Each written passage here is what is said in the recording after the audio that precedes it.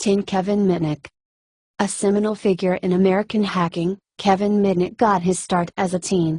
In 1981, he was charged with stealing computer manuals from Pacific Bell. In 1982, he hacked the North American Defense Command, NORAD, an achievement that inspired the 1983 film War Games. In 1989, he hacked Digital Equipment Corporation's DEC network and made copies of their software. Because DEC was a leading computer manufacturer at the time, this act put Mitnick on the map. He was later arrested, convicted and sent to prison. During his conditional release, he hacked Pacific Bell's voicemail systems. Throughout his hacking career, Mitnick never exploited the access and data he obtained. It's widely believed that he once obtained full control of Pacific Bell's network simply to prove it could be done. A warrant was issued for his arrest for the Pacific Bell incident, but Mitnick fled and lived in hiding for more than 2 years. When caught, he served time in prison for multiple counts of wire fraud and computer fraud. Although Mitnick ultimately went white hat, he may be part of the both hats gray area. According to Wired, in 2014, he launched Mitnick's Absolute Zero-Day Exploit Exchange, which sells unpatched, critical software exploits to the highest bidder. 9. Astra. This hacker differs from the others on this list in that he has never been publicly identified. However, according to the Daily Mail, some information has been released about Astra. Namely that he was apprehended by authorities in 2008, and at that time he was identified as a 58-year-old Greek mathematician. Reportedly, he had been hacking into the Dassault Group for almost half a decade. During that time, he stole cutting-edge weapons technology software and data which he then sold to 250 individuals around the world. His hacking cost the Dassault Group $360 million in damages.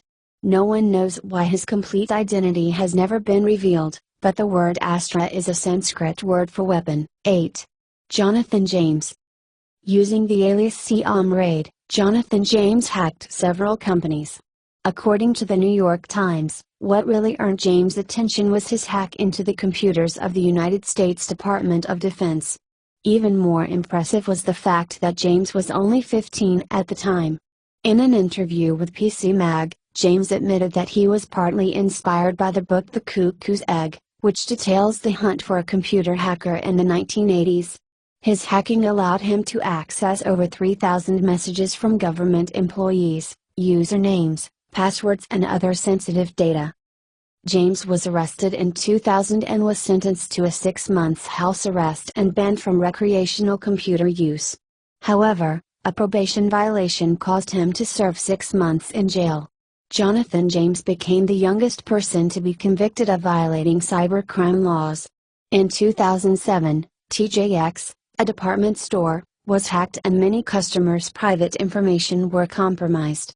Despite a lack of evidence, authorities suspect that James may have been involved. In 2008, James committed suicide by gunshot. According to the Daily Mail, his suicide note stated, "I have no faith in the justice system. Perhaps my actions today, and this letter, will send a stronger message to the public. Either way, I have lost control over this situation, and this is my only way to regain control." 7. Kevin Poulsen. In 1983, a 17-year-old Poulsen, using the alias Dark Dante, hacked into ARPANET, the Pentagon's computer network. Although he was quickly caught, the government decided not to prosecute Poulsen, who was a minor at the time. Instead, he was let off with a warning. Poulsen didn't heed this warning and continued hacking. In 1988, Poulsen hacked a federal computer and dug into files pertaining to the deposed president of the Philippines, Ferdinand Marcos. When discovered by authorities, Poulsen went underground. While he was on the run, Poulsen kept busy, hacking government files and revealing secrets.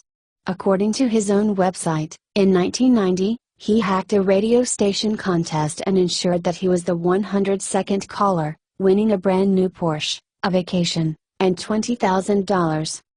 Poulsen was soon arrested and barred from using a computer for 3 years.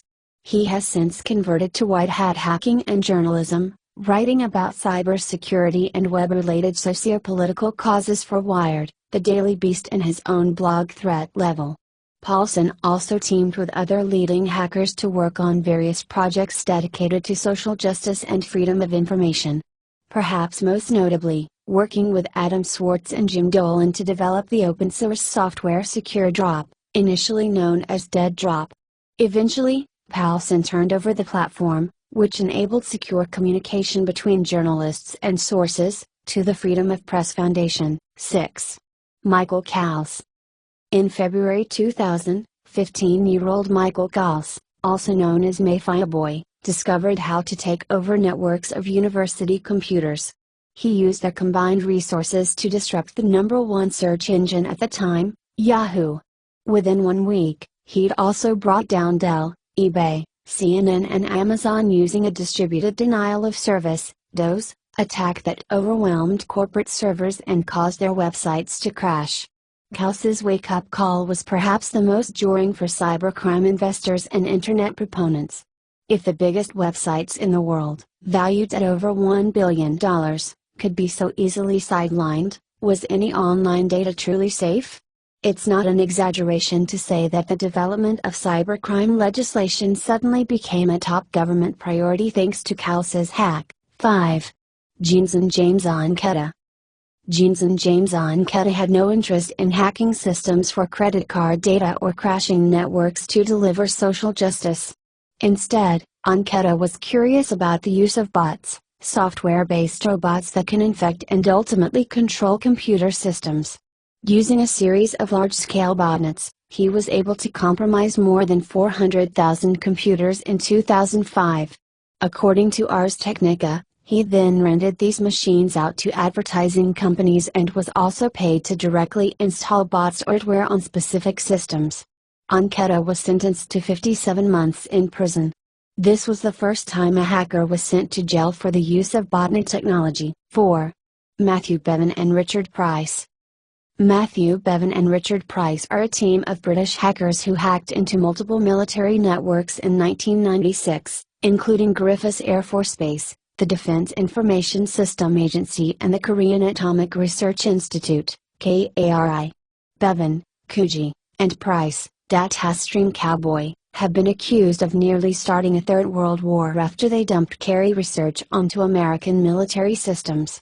Bevan claims he was looking to prove a UFO conspiracy theory, and according to the BBC, his case bears resemblance to that of Gary McKinnon.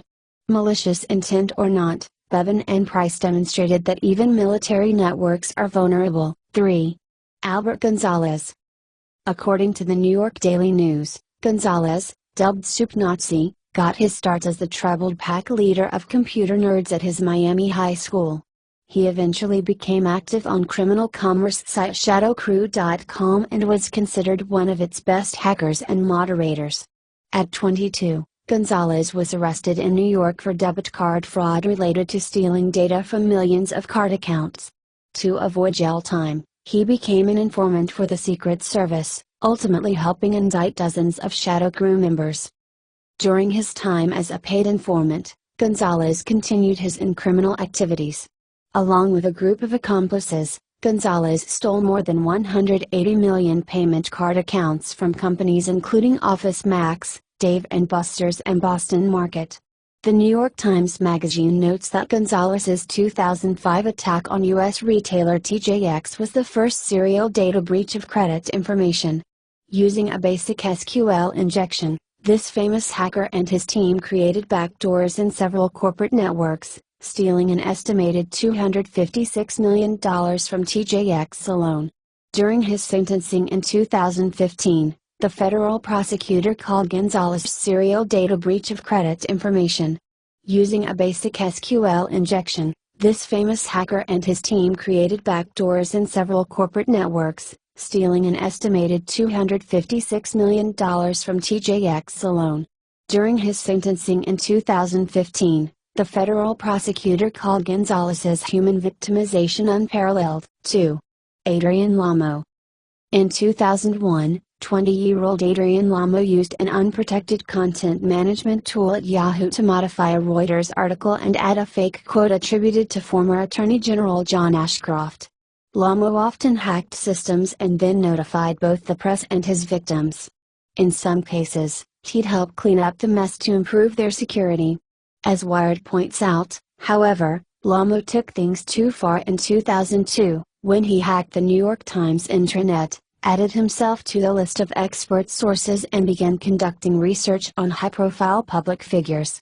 Lamo earned the moniker the homeless hacker because he preferred to wander the streets with little more than a backpack and often had no fixed address. 1.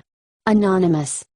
Anonymous got its start in 2003 on 4chan message boards in an unnamed form. The group exhibits little organization and is loosely focused on the concept of social justice.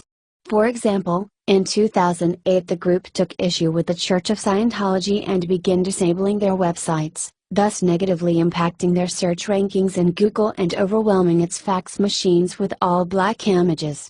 In March 2008, a group of Indians marched past Scientology centers around the world wearing the now famous Guy Fawkes mask. As noted by The New Yorker, while the FBI and other law enforcement agencies have tracked down some of the group's more prolific members, the lack of any real hierarchy makes it almost impossible to identify or eliminate Anonymous as a whole.